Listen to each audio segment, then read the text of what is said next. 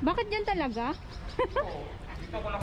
Yes, so ipakita ko lang po sa inyo yung kuha ko noon dito sa may ilalim ng tulay na kung saan ay dyan nga po nakatira si Diwata. Ayan, so silipin po natin at taong 2020 pa po ito, no? Paalala ko lang sa mga viewers ko, baka kayo po ay mahilo. Pakita ko lang po sa inyo na kung saan ay pinasilip lang po ni Diwata yung kanyang corona na bato. Corona na bato talaga. At yung dito sa may harap, ayan po yung may tambak na ngayon na buhangin, yung reclamation Pasay area na po. So nandito tayo ngayon sa may Kabatuhan. Yes, nasa Kabatuhan po tayo. Dito po tayo sa may baba nitong tulay sa may Jokno Boulevard. At ayan nga po, no, so bilog ang mundo. Kaya huwag mawalan po ng pag-asa dahil ay si Diwata, nakita ko ito sa kasagsagan nung may COVID pa po. Nandito lang siya sa may sa may tulay nga po na nagtitinda. Ilang piraso pa lang po yung kanyang mga paninda na mga inumin, yung mga ganyan. At yung kanyang pinagpapatungan ng kanyang mga paninda ay kakapiranggot na styro lang po. So, 2020 pa po yun. Taong 2020. So, kung mapapansin nyo,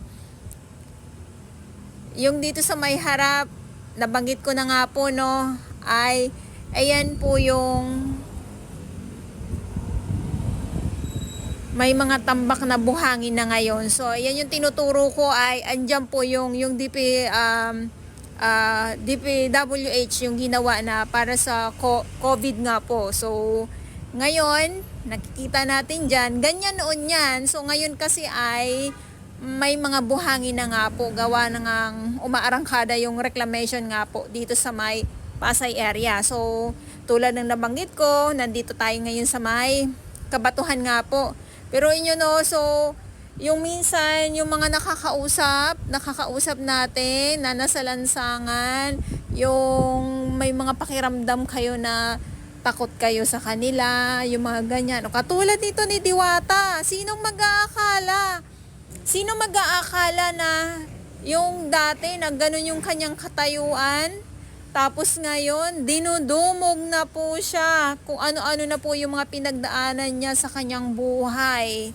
Pero talaga namang hindi siya tumigil at nagwagi naman dahil nga ay talagang grabe yung biyaya na dumarating sa kanya ngayon. So, lahat na ng mga sikat na mga food vlogger, content creator, at yung iba pa po, talagang siya na po ang pinupuntahan dahil nga po namamayagpag yung kanyang Diwata Paris Overload. Ayan, so kaya kailangan maging masaya po tayo sa kung ano yung nararating ng kapwa natin. Dapat walang hilahan pababa. Dapat inaangat pa po natin. Ayan, so eto, no, so hindi madali yung pag-apak-apak ko dito sa mga kabatuhan na to. At may mga ano pa ito, may mga ano ba tawag dito, yung wire na mga something parang gano'n na pag magkamali ka, ikaw ay matutuso ka talaga, masasaktan ka. Wire lang pala yung magpapasakit sa akin. Patalastas lang. Ayan, patalastas lang. So dito sa may bandang unahan, nandito si Diwata, yung kanyang upuan na mahiwagang bato. So diyan talaga siya pumwesto dito sa dambuhalang bato sa ilalim ng tulay. At sabi niya nga, dito siya nakatira sa ilalim ng tulay. Siya mismo nagbanggit.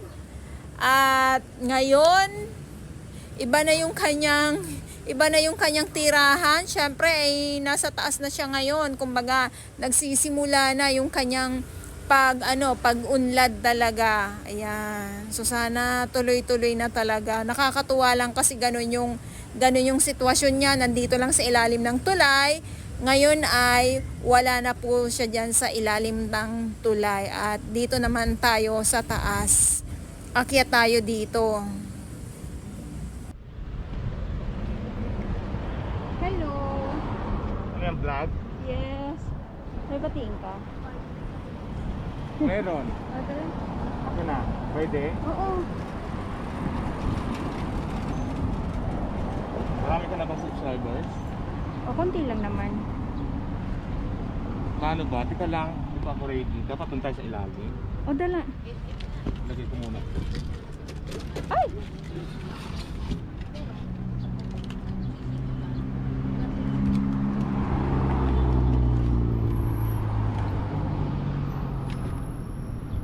Walang kukuha niyan, paninda mo. Wala. Pagbuka naman tayo. Kailangan ito ako para maganda ang view. Wow. Bakit yan talaga? Oo. Dito ako nakatira eh. Alam mo yung kilala ko dati sila Ate Flora, may dito din sila last year eh. Ay, wala na yun. Oo. Hi! Binabati ko lahat ng mga subscribers at mga YouTubers. Gusto ko lang po sana na i-add nyo naman ako sa aking YouTube account. Just type Diwata Vlogs. Maraming salamat. Pakisubscribe po ng mga vlogs. July para sa sponsor ko sa kanyang TV vlog sa kanyang channel. Maraming salamat. Kung gusto nyo pa ako makita, dito po ako sa ng tulay. Diwata Vlogs lang po ang i-dial nyo. Ay search no, tapos pakisubscribe na rin po. Thank you, maraming salamat. Thank you so much. Nag-vlogs rin ako tayo bago lang. Ah, ganon. Diwata Vlogs. Nakikita mo rin ako dyan. 140 followers. Ay, subscribers. Go lang ng go. Ikaw ba? Marami na ba? Sikat na ba yung channel mo? Hindi naman, sakto lang. Yan naman, subscribe mo naman ako. Oo ba? Ilang years ka na nakatira dito? 15 years na daw siya nakatira dito.